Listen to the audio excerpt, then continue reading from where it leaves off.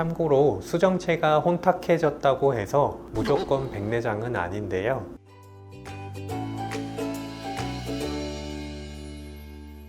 동물들의 건강하고 행복한 라이프 스토리 동튼TV 봉순아빠입니다.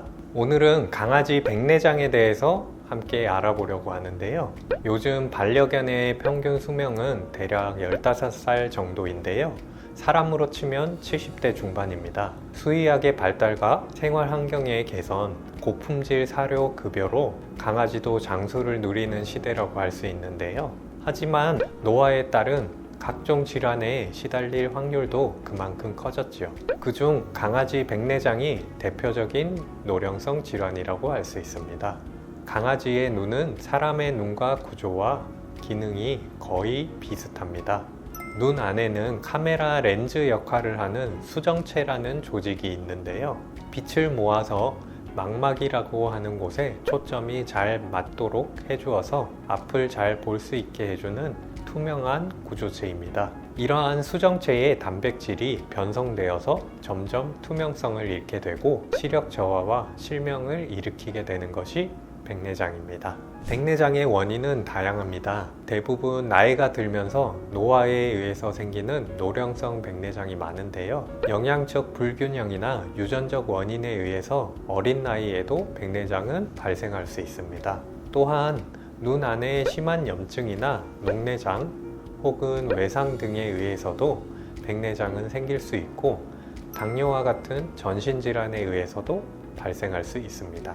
10살 전후로 백내장 발생률이 급격하게 늘어날 수 있는데요. 강아지는 6살만 넘어가도 노령성 질환이 점점 생겨나기 때문에 이때부터 백내장 증상이 서서히 보일 수 있습니다. 당뇨병이 발생할 때는 1, 2년 내로 백내장이 따라오는 게 일반적인데요. 백내장의 원인은 노화뿐 아니라 선천성, 외상, 약물, 장시간 자외선 노출 등도 있습니다. 물론 이때는 나이를 가리지 않고요.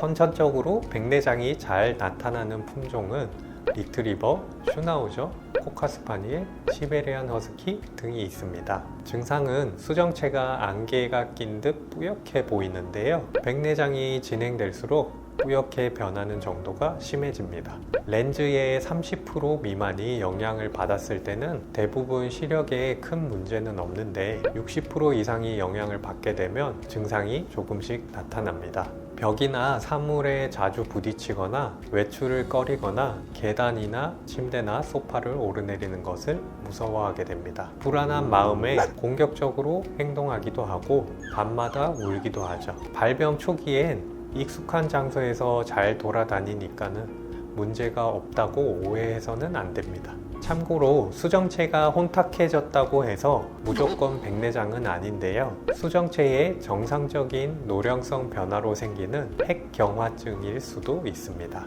반려견의 나이가 들어가면 수정체 바깥쪽에서 새로운 세포가 만들어져서 오래된 세포를 수정체의 중심인 핵으로 밀어내게 됩니다. 이때 밀려난 노화세포가 많이 쌓이게 되면 핵이 단단해지고 짙어지게 되는데요. 이게 바로 핵경화증입니다. 핵경화증은 시력의 소실을 일으키지 않는 노령성 변화이므로 굳이 치료가 필요하지는 않습니다. 그러므로 핵경화증인지 백내장인지 구분하는 것이 중요할 텐데요. 보호자분이 집에서 육안으로 구분하기는 쉽지 않을 수 있으니 수정체에 조금이라도 하얀 게 낀 것이 보인다면 서둘러서 동물병원을 찾아서 체크해 보는 것이 좋겠습니다.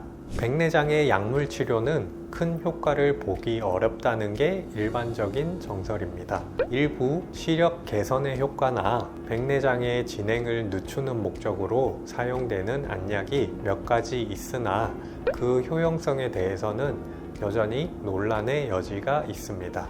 결국 시간이 지나면 시력의 소실을 유발하게 되고 시력을 회복하기 위해서는 수술밖에는 방법이 없습니다. 백내장은 초기, 미성숙, 성숙, 과성숙 단계로 총 4단계로 나눌 수 있는데요. 렌즈의 15% 이상 영향을 받은 미성숙 단계부터 수술을 고려할 수 있습니다. 다만 백내장 수술로 얻을 수 있는 이점과 수술 후 부작용 발생의 가능성을 고려해서 판단할 필요가 있고, 한쪽 눈만 백내장이 진행되는 경우도 있어서 시력에 큰 문제가 생기지 않는 경우도 있습니다. 백내장이 있다고 무조건 수술을 해야 되는 것은 아니니 백내장 발생 시에 수의사 선생님과 상의를 해보는 것이 좋겠네요. 수술을 하지 않더라도 주기적으로 검진하고 염증을 관리해야 포도막염이나 녹내장과 같은 합병증을 빨리 캐치하고 치료할 수 있으니 이 점 유의해 주세요. 백내장 수술은 수정체 유화 흡인술이라고도 부르는데, 초음파로 변성된 수정체를 잘게 부수고 녹인 후에 빨아들이는 수술법입니다. 현미경을 활용한 미세 수술이므로 수의사의 경험과 실력이 중요하다고 할 수 있겠습니다. 그 이후에는 인공 렌즈를 삽입해서 시력을 회복하게 합니다. 3개월 정도 간격으로 검진하고 염증을 관리해야지 포도막염이나 녹내장 같은 합병증을 잘 치료할 수 있겠죠. 다음 시간에도 알차고 쉬운 동물들의 임상 이야기 같이 이야기해 보도록 해요. 모든 동물들이 행복하고 건강한 그날까지 좋아요와 구독 필수입니다.